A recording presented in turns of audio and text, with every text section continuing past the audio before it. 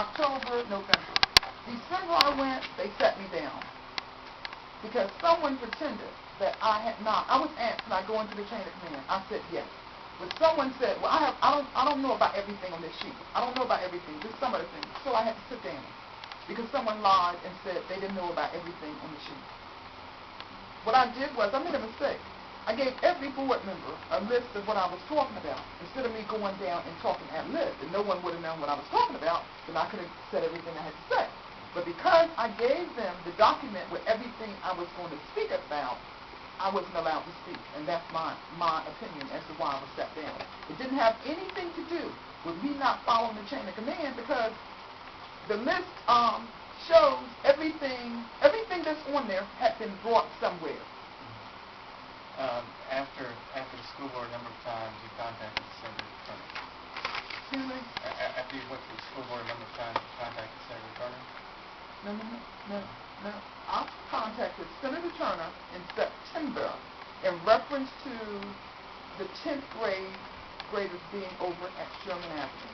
And that was the only time, well, I think that was the only time I contacted Shirley Turner. I don't remember if I contacted her again and she said she had talked to Dr. Leiter or whatever.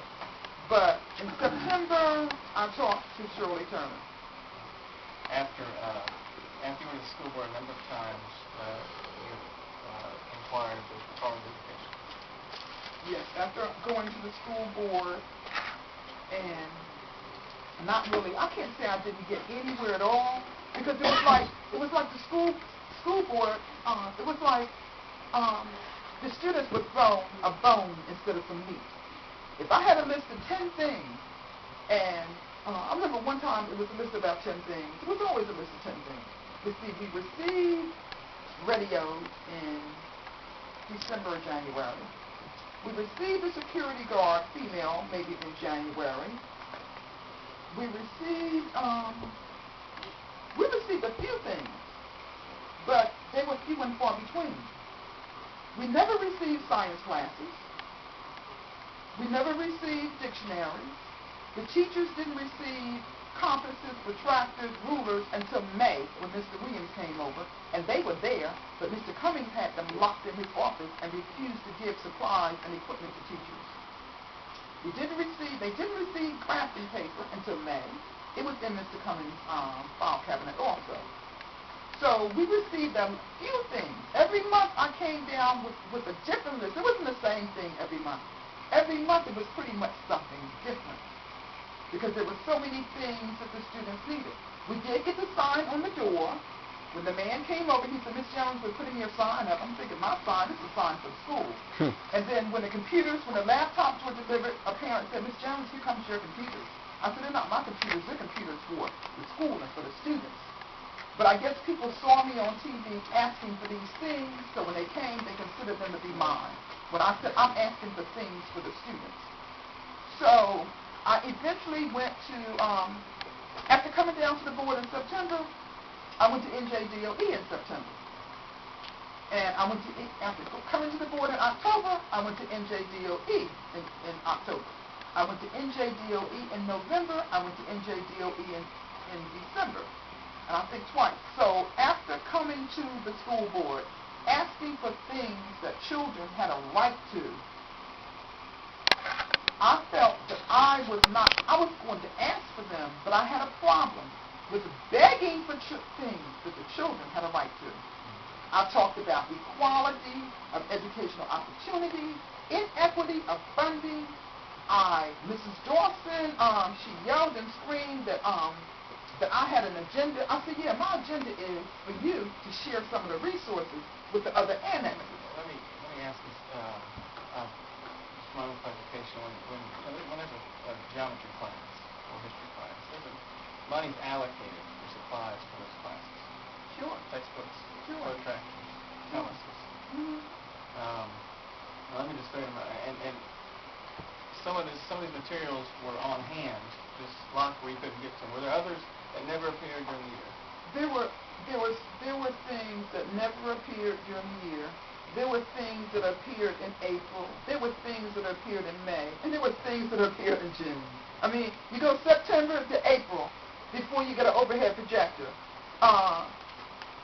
September to May before you get rulers, compasses, protractors, and drafting paper. My concern was not just about Beverly Jones and what Beverly Jones needed, because Beverly Jones had been teaching for about almost 30 years. So Beverly Jones had dictionaries that she brought with her. Beverly Jones had a set of encyclopedias that she brought with her. Beverly Jones had a lot of things that she had bought herself that she had with her.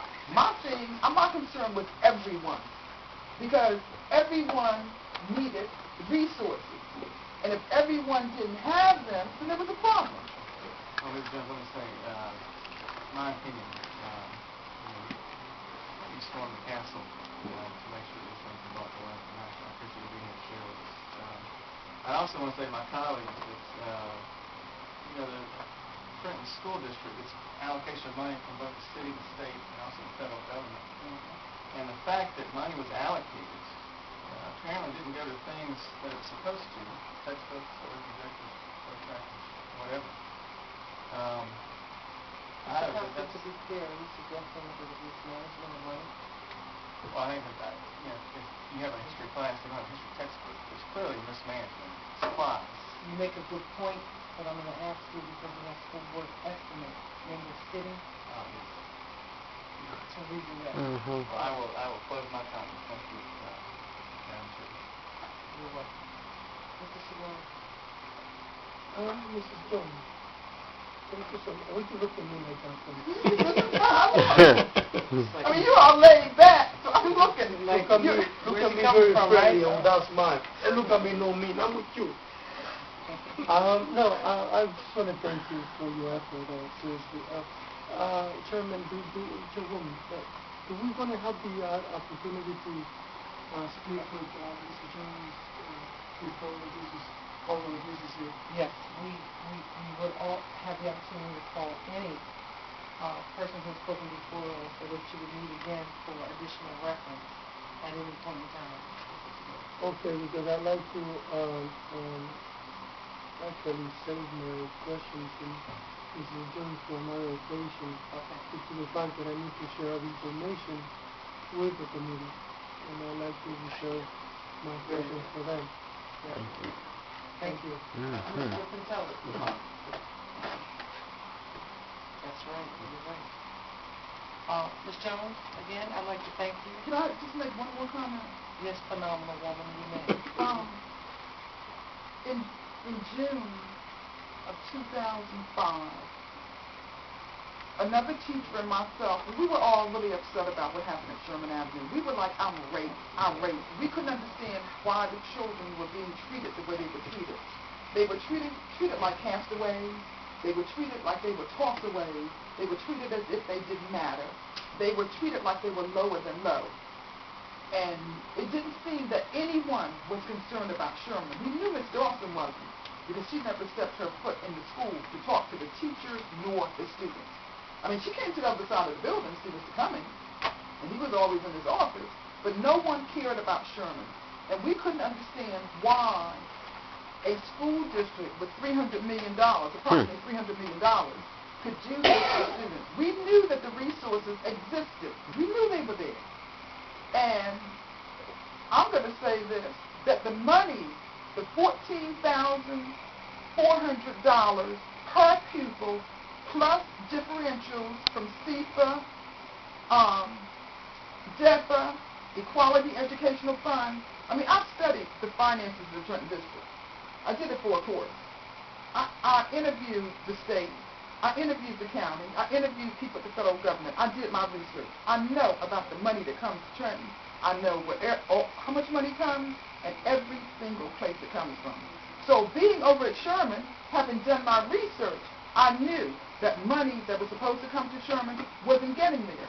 Now, in June, after we had tried to do what we could as far as an independent study and then going online like the district did they started in May. Well, we started in May too. But it took us a while for the things we tried to do to get legitimate credits for the students.